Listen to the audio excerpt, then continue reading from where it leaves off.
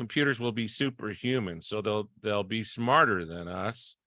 And do they become conscious at that level? I mean, they're still machines, and they're not nefarious like humans are, and they're not motivated like humans are. And so I'm very much optimistic about the future. Welcome to Old Guy Talks to Me, a podcast dedicated to helping guys create kick-ass lives for themselves and those that they love.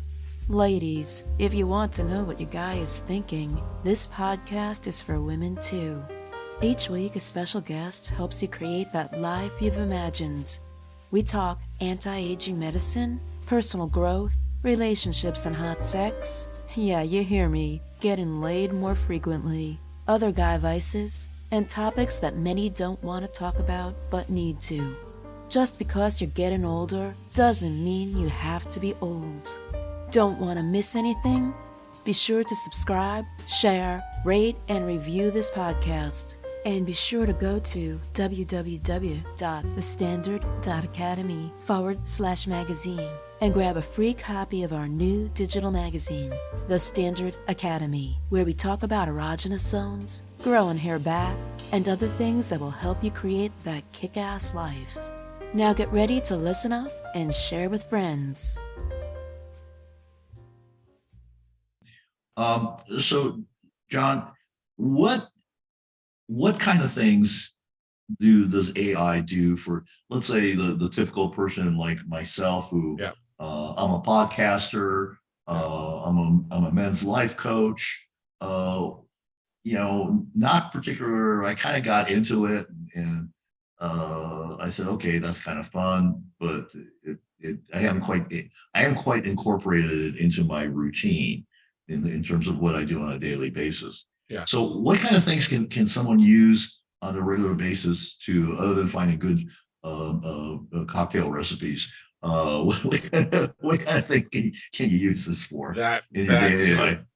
So GPT-4, and if you're going to use GPT, I highly recommend you pay the $20 a month and use version 4 instead of 3.5. But for people that have always been challenged with language and composition, like me, I'm a math and science guy. I always challenged with composition. ChatGPT is absolutely an amazing tool. First of all, it speaks 26 languages. It writes in 40 different programming languages. But for writing poems or writing a song or writing legal agreements, writing a business plan, writing jokes, recipes, grant proposals, sales copy, lesson plans, research papers. Anytime I write something, even an email now, I run it through ChatGPT to check the grammar and the spelling. Or if I want it in a different style, you can tell it. Here's a funny one. My friend was having a challenge with his HOA. And so I had ChatGPT write a very angry letter to his HOA in the style of Shakespeare. It was fantastic.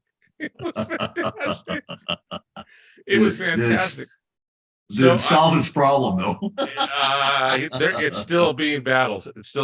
So a couple of other examples. I do web design for 20 years. I've been doing web design. Now I do it for mostly friends, but I did it professionally for years. Writing the copy on the website is always the biggest challenge. I'm doing one now for my attorney as a favor. And writing the copy has always been a problem. I'll take a sentence now and put it in ChatGPT, and it writes that copy, and then I give it to the client, and they edit it briefly. And so my production in getting websites down increased significantly, at least 30 to 40%, because of GPT writing this content for me now. Okay. So GPT launched November 30th. My wife's birthday is on December 17th, and I thought, oh, this is great. Let me write a nice love letter to my wife for her birthday. And I had it write this long thing. I cut it in half because it was too long. I printed it on nice paper, nice envelope, and she opened it for her birthday. And she looks at me. She said, who wrote this? You didn't write this. I was busted because I could never write a poem like that. It was fantastic.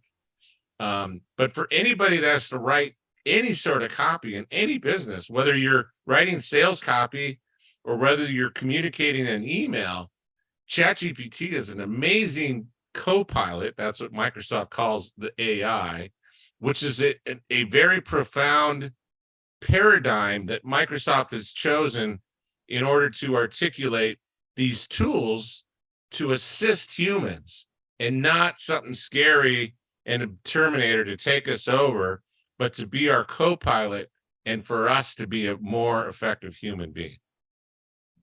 Okay. You know, it's you know, I guess because I have to write a lot of sales copy for my coaching business, and It's so fantastic for that. I'm gonna have to. Is Baird better than Chat, or both equal? Or I run them on both, and then I take the best. I take the both sentence out of it. Bard is completely free. So Bard, I'm sorry. Okay. So we got this stuff going on right now. And you mentioned for your lawyer, and there was a famous case a few weeks ago, maybe now it's a few months ago, where this attorney had had ChatGPT write a legal brief for it, but ChatGPT cited a bunch of cases that didn't exist. So this is a great question. In the industry, and OpenAI, I believe, coined this term. This is called hallucinations. And I have a slide on this in my PowerPoint deck where I have a robot drinking a beer at a bar, drunk with his head hanging over. What happens is ChatGPT is trying to please their human co-pilot, their pilots, and it will make stuff up and go off the rails. And in this particular case, that's what happened, is it fabricated all of these cases. And shame on this attorney for not checking his work, because he could have cross-checked that work. And that's one of the good things about Bard, is it gives you links to the actual source information, which is super helpful. But all the LLMs today hallucinate, and so you definitely have to check your work if it's factual information that you're trying to put into a legal briefing or anything else that needs to be factual, like an engineering document or a contract. You absolutely positively need to double check that work. Yeah. So it's not just like automatic and run. You have to actually have a little bit of do a little bit of your own research on things. Unless you're writing it on the creative side of the house, and right. Poetry, or if it's for an email, it nails that kind of stuff. What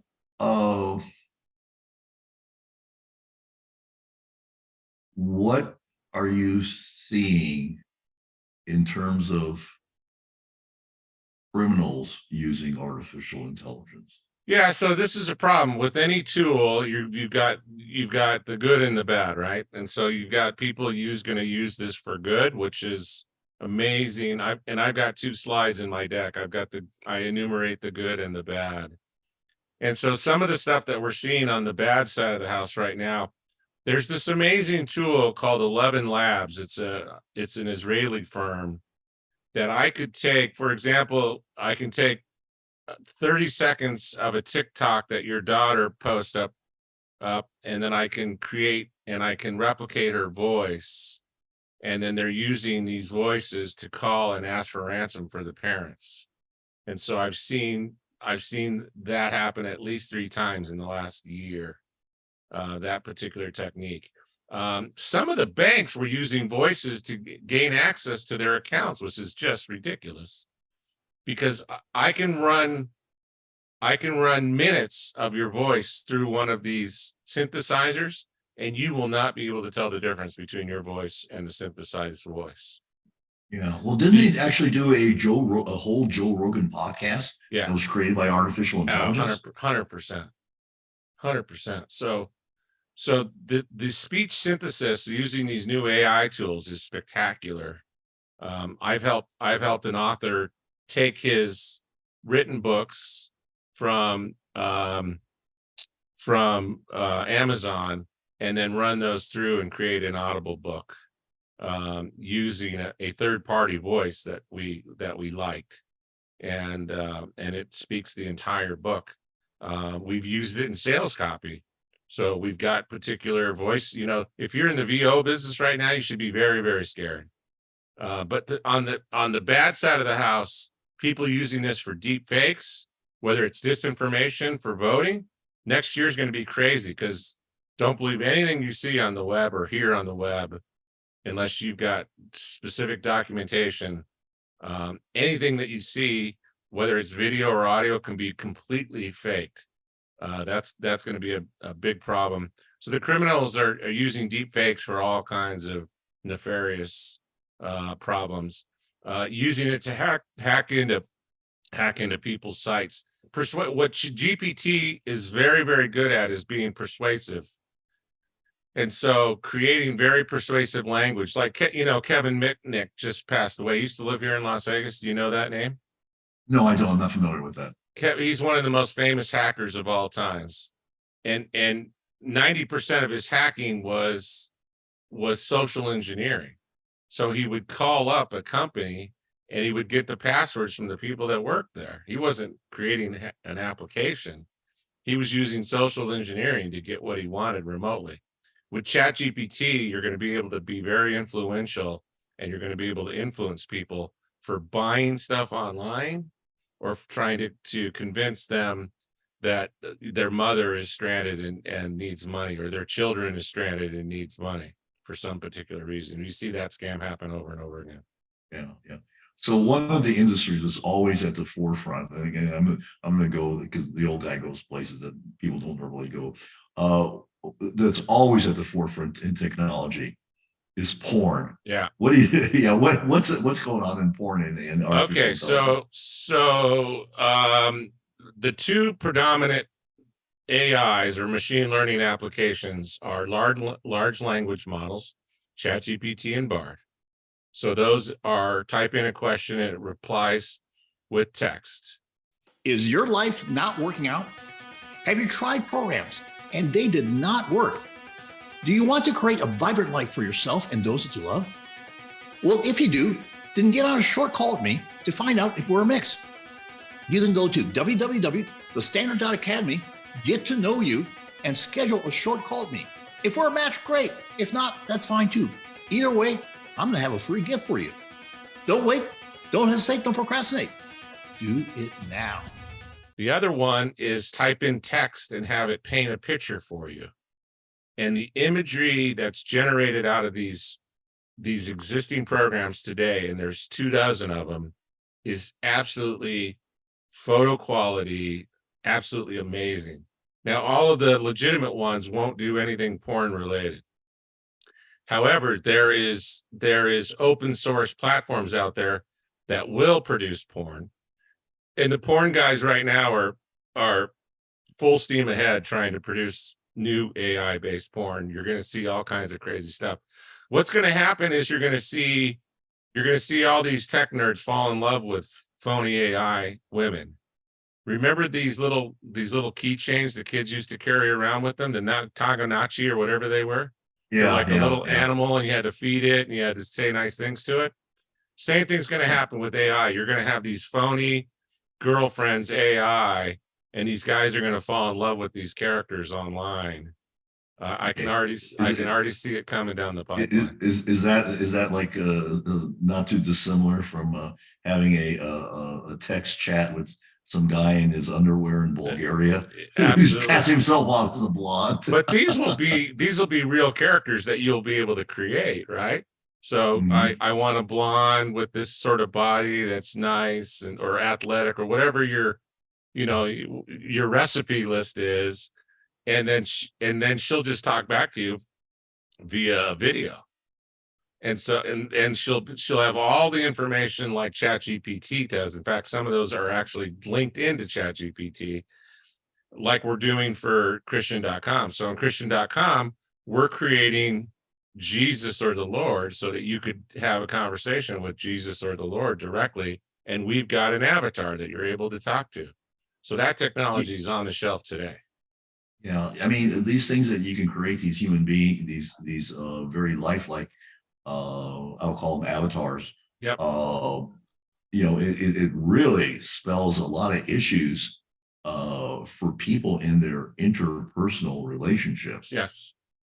I mean, I've done a couple podcasts on porn addiction, and just the havoc that porn wreaks on a real relationship is devastating. I mean, it's absolutely devastating. And there was one statistic I read, like it was out of England, that said that 50% of boys by the age of 12 have been viewing porn on their phone.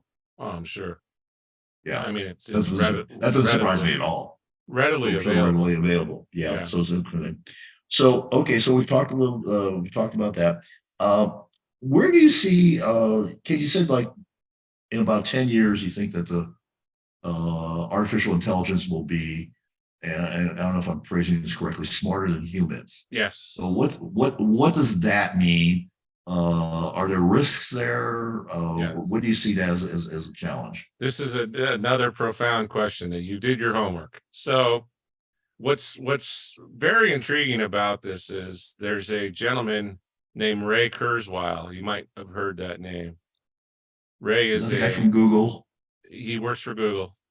Or used to work for Google. He works for Google now. Oh, does he still work for Google? Okay. Yeah. Ray is a award-winning futurist, very successful inventor, invented some of the very first OCR reading machines, patented, invented the first sampling synthesizer back in the 70s, the Kurzweil keyboard. And he wrote a book called The Age of the Spiritual Machine around 1999 or 2000, published. And he predicted by 2029 we'll have reached artificial general intelligence. And guess what? We're right on track. We're right on track for that prediction to come true 30 years later. A lot of the AI experts thought we were 50 years away from this, and it's now coming. To be safe, I tell people within the next decade. So what does that mean from a practical standpoint? So what that means is the computers will be superhuman. So they'll be smarter than us. And do they become conscious at that level? I mean, they're still machines, and they're not nefarious like humans are, and they're not motivated like humans are. And so I'm very much optimistic about the future.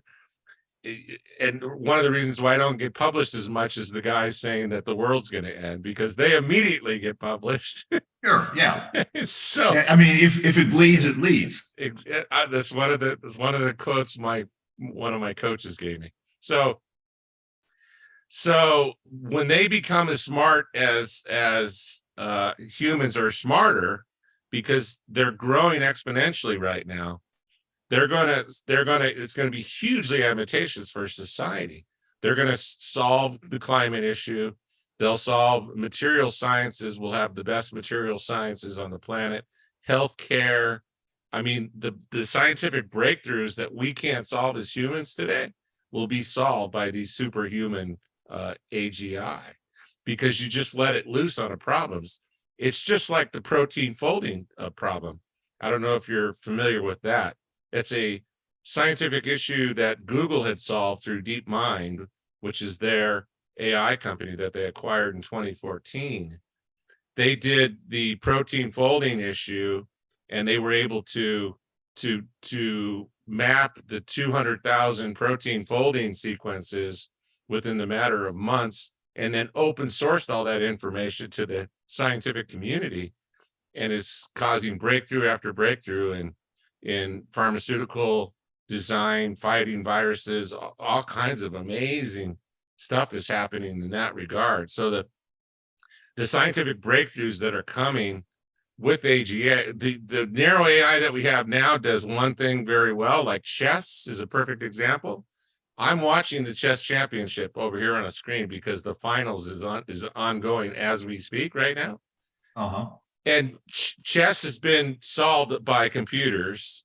No human now can touch these scientific computer AI, narrow AI. They can't even come close.